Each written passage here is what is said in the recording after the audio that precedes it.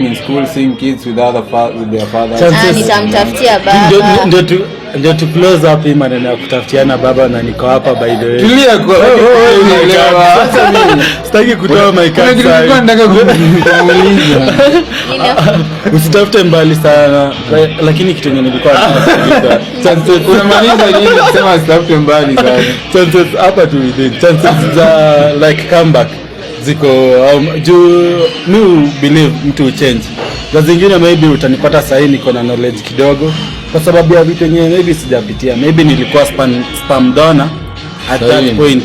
Lakini venye nimegrow sahi maybe nilikuwa spam donor 18 years. So umesema ile maneno ya kujaribu na kana ishi pia hata sisi unajua tunakonga tunajaribu hatukoangi ati tunajua there's a difference between underage person na mature person. So my spam donor was a mature person. He was akona job. Alikuwa na job at that time. Akona job too poor like now or then. Both.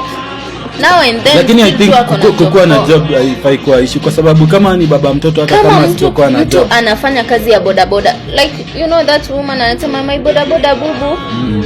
Msee wake anafanya boda. Excuse me, unawaita aje? Urudia hakulo.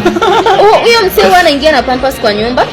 Anaingia na at least nyanya 20 bob ya nini. That person ana struggle kushughulikia mtoto wake. Alafu kuna huyo mtu anazunguka na Audi Tao, anaenda club na spend more than 70k. Yet mtoto wake hajai kula hadi bob. Unajua the saddest part ni huyu jamaa anazunguka na Audi. Sasa hizi hata akikukola ama akutext unaweza acha huyu jamaa anakuja na pampers kila siku jioni. I can't do that. Huyo jamaa wa Audi. Siwezi.